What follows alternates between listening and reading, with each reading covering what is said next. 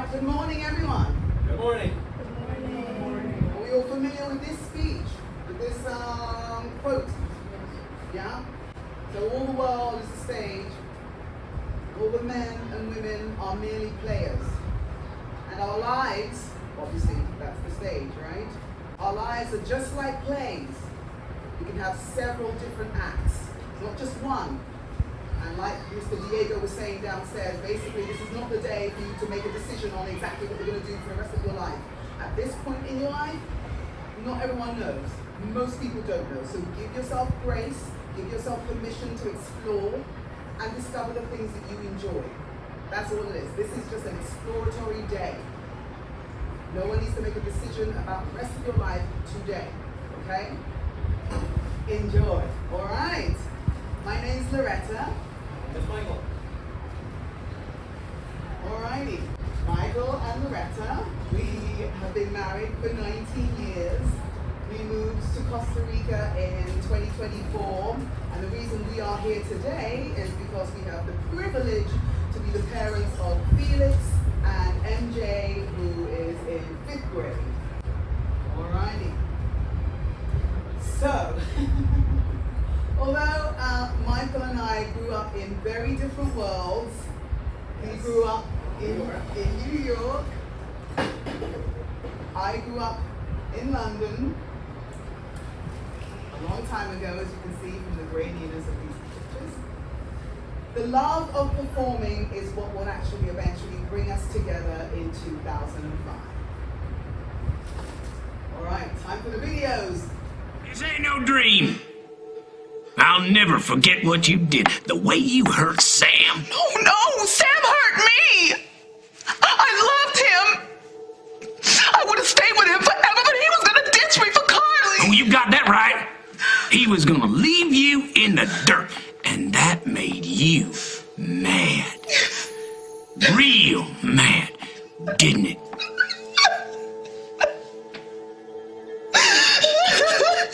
Go on, cry your eyes out.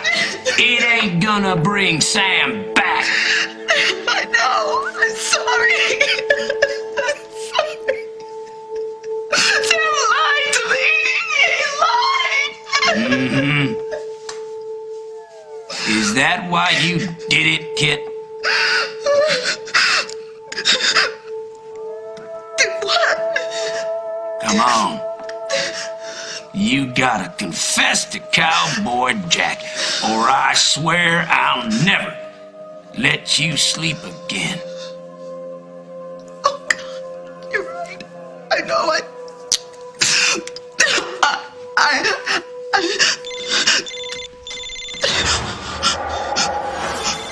What the hell?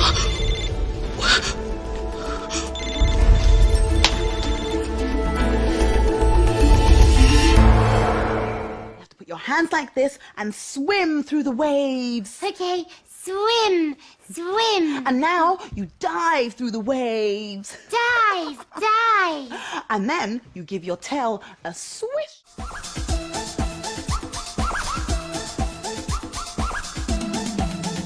Rainbow fish know how to disco. Rainbow fish can rock and roll. Yeah! So don't be late, put on your disco skates. We're grooving in a goldfish bowl. Now the little snippet of what we have done is the tiny, tiny, tiny thing of what we've done. So, Michael. Yeah, I grew up just outside of New York City, a town called Rye, New York. When I was in high school, I didn't really know what I wanted to do. Some of you were in 9th and 10th grade. At that point, I thought I was going to be a basketball player. And I was on the high school team, and by 11th grade, my position turned out to be the bench, so I figured I wasn't going to be a basketball player. But I started getting into music, so I know some of you guys are in the past band. And, you know, that's kind of how I got started. Just kind of started playing in the school band. but I didn't think it was something that I wanted to do. I went to college. I actually went to a different college, but it wasn't until my first year there that I started really discovering music, and specifically jazz music. And so I transferred to the new school in New York City, a jazz program, and that's where I started making the connections to maybe looking to a career in music. Yes, I went to an all-girls Catholic school called Notre Dame High School for Girls. And while at school, I knew that I loved performing, I knew that I loved singing, I knew that I loved acting. But I also knew, and this is a reality of the business, any sort of entertainment business or any business in the arts basically, it used to be, it's not so much now because many other industries are a little bit tenuous, but it used to be not so much of a stable career.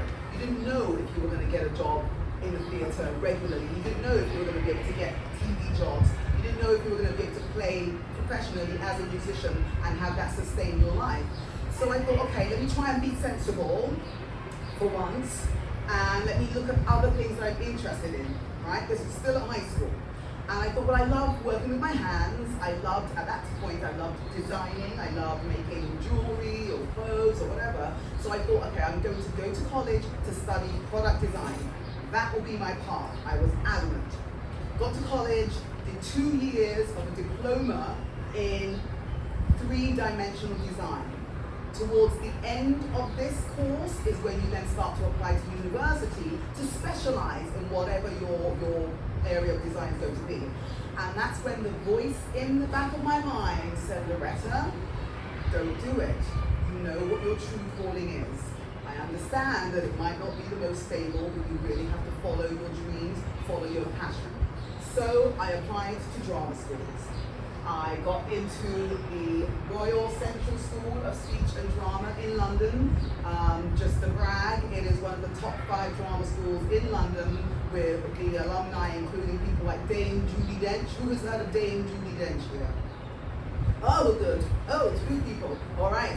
She's an incredible Shakespearean actor. She also played M in the Bond movies, if you've seen any of the most recent Bond movies. So she's had a long, like 60-year career. Anyway, so I went to the Royal Central School of Speech and Drama. My college life at drama school was filled with theatre, theatre, theatre. Basically living and breathing and eating theatre, and then going to the pub. So, as some of my theatre students know, we worked a lot on basically scripts, developing characters. My theatre students know that in the first semester of my drama school life, we did something called animal study, because all of us as human beings, we are animals, right? And when you're going to look at specific characters in plays or in TV shows, one way to help you get into the character is to figure out, okay, if this person was an animal, what would they be? So we had a whole semester of going to the zoo, picking a specific animal and studying everything about them, how they walked, how they interacted with each other, where they fit into the animal kingdom, how they slept, all types of things. And we ended up doing a presentation as our animals, which was very entertaining. But it really did help us as new actors look at this art form of creating characters and really kind of say, okay, there's more to this than just picking up some words and reading them. It's very, very in-depth, and the more in-depth, the more work you do, the better your work will be, and the more likely, hopefully, that you will get to work. I graduated in 1996 and pretty much worked, I left with an agent, and pretty much worked for 10 years before I moved to New York, which is where I met this guy. All right. So, what do we do exactly? Or in Michael's case, what did we do? Oh yeah. Okay, so when we left off my story, I was studying jazz at my college, music school in New York City. At that point, I didn't have much of a career idea other than if I practiced hard enough and became the best piano player, then someone would notice, and I wouldn't have to worry about money. And that, looking back, was a little bit of a naive belief. And it was in college that my music teacher kind of called me out on that and said, "What are you going to do?" And I said, "I'm just going to become really good." I was, okay, yeah, and then what? There's hundreds, thousands of amazing musicians. So he actually put me in touch with a company that specialized in bands, live bands, that played at people's weddings. And it was an amazing job. At first I was not so sure. It's like I wanted to be a jazz piano player. But after a while it came to be really fun. We would play at New York City hotels all around the area, playing music like what you saw. And keeping people dancing. It was a party. It was hard work, but it was a great party. After a while, I kind of became one of the owners of the company, so it became more of my full-time job. So I was involved with things like auditioning the talent, selecting which players would go to which bands, and kind of designing the 20 bands that we had. I would also speak to the brides and grooms, find out what they wanted, oversee bringing bands in. Sometimes I had to let bands go. Obviously, working out what we were going to play in our band, dealing with the way we perform, learning songs, just basic management. And it was an amazing career. It was a way to be in the music business, but also actually be able to make a career. Because you could write your own music, which is great. That's something I was into. I was into playing, performing. Just wanted to perform. I loved performing. But I wasn't going to be Charlie Puth. The reality is, that's kind of a lottery, winning the lottery, making it big, having a hit. But this was a nice way to perform and make a living. In 2005, an actress who also sang moved from England to New York and auditioned for my band. It was this lady here. She joined the band. She got the part, and we had a great career working together. It was great. To talk about one of the things I wanted to mention, because we are running out of time a little bit. We're getting about 9 minutes. In my job, performing, it was great, but then I became the person that was actually looking for musicians. It was my job to audition people, to hire people, and so I feel like the best thing I can say to all of you, whether you want to be a musician in a band, or an actor in a movie, or anything, is what I might have been looking for. And my advice to the people that were sometimes maybe just a few years older than you was about mastery. What I mean by that is that if you were a singer,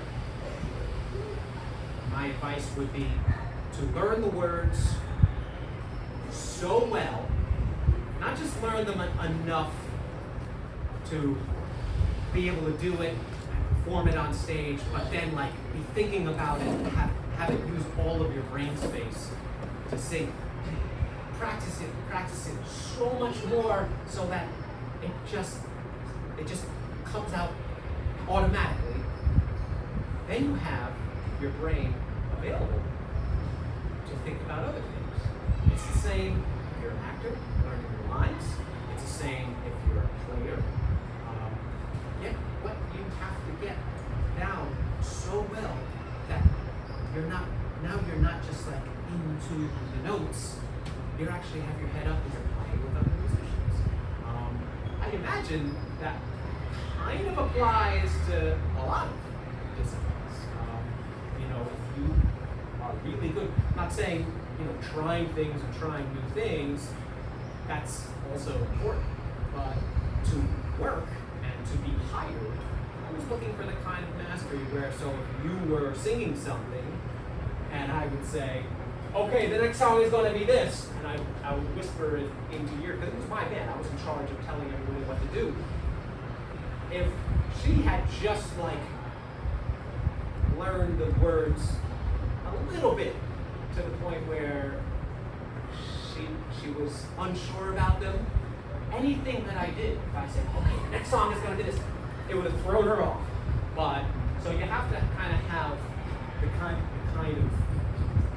practice and mastery that enables you to move beyond the thing that you're doing and then think about how to take it to a next level. That's what I would say if I was hiring. Right. And so, as someone who's not hiring people but wanting to be hired, my job as an actor, performer, singer, I would attend auditions. Sometimes I would actually attend the auditions that Michael would hold just to kind of oversee and maybe help with decision making. I would also submit myself for other acting jobs and voiceover jobs. Keeping fit physically and vocally is absolutely essential. Whatever it is that your specialty is or whatever you're interested in, you've got to keep it fit because you need to be able to work. This is your body and this is your job. If this isn't working, you're not going to be hired. Simple as that. Learning new songs, which was a challenge for me. I'm brushing up on existing repertoire, so basically I have to keep listening to things over and over and over again. I once sang the national anthem for a Knicks game. I listened to the national anthem, because remember I'm not American. I listened to the national anthem 400 times. That's how I learned it. United States. The United States national anthem, yes, exactly.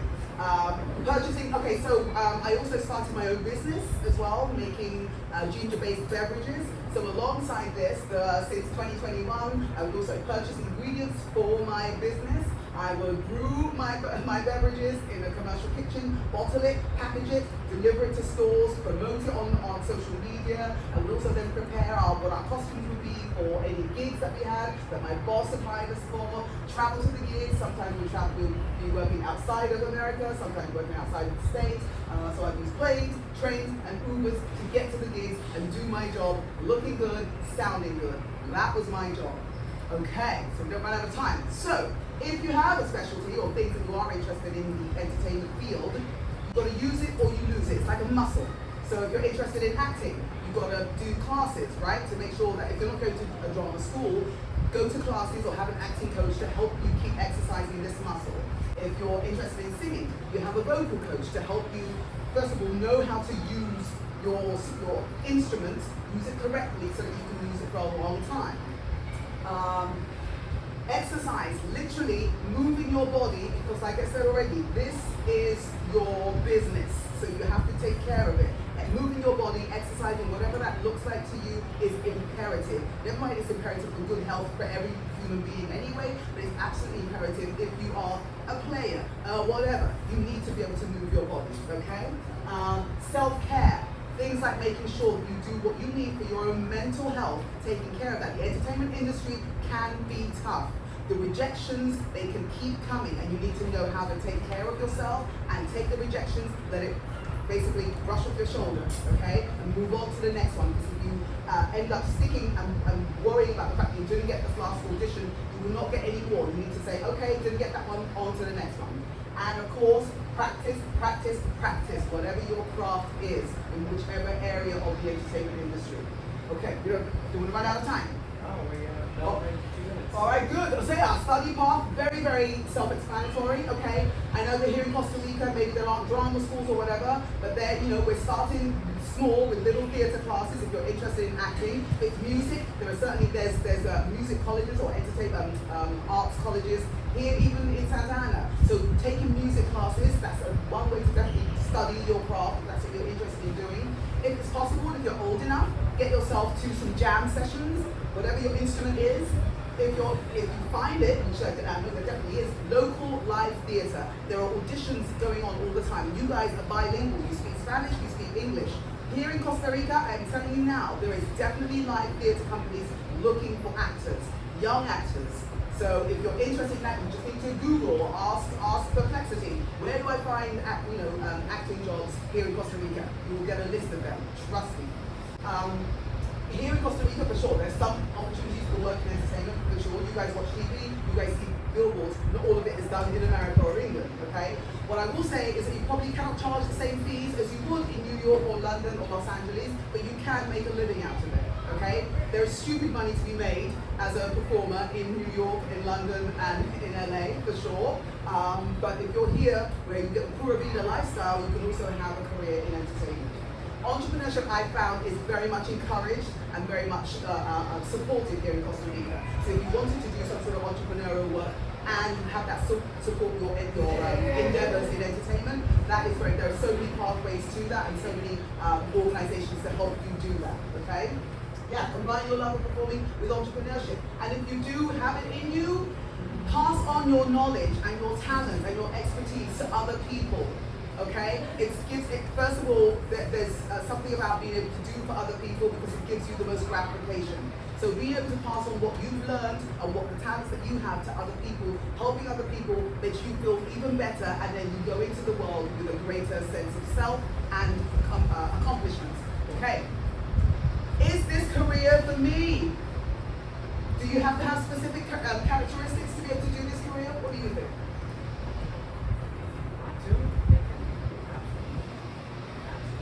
You don't have to be an extrovert to be in the entertainment industry. You can be. Michael Jackson was one of the shyest people in the whole wide world. However, he is still renowned as the king of pop. So, you know, he may not be a good example, but there are many artists out there, actors, singers, even, you know, the visual artists that are not woo woo woo, but they are fantastic at what they do. So your personality doesn't matter. What matters is when you walk in the room and you want someone to hire you, whether it be in the entertainment industry or as a lawyer or as a doctor, you ought to at least present as someone that other people will want to work with. So whatever that looks like for you, present your better self once you go into that room saying, please hire me for this job. Okay? Anything else you want to add to that? No, I think we're coming down. We're finished. Oh, okay. Just before you guys go. Yeah. But, Just while I you can talk while I show the pictures. That's it. Yeah. well, I just wanted to give you your thank yous. Oh, thank you. And if we could give them a round of applause.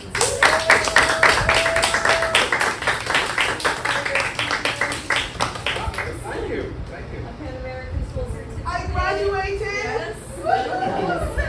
These are Oh, hello. school. I'd like to thank my Yeah. mother. One more time, yeah, thank Okay. you. Thank you guys.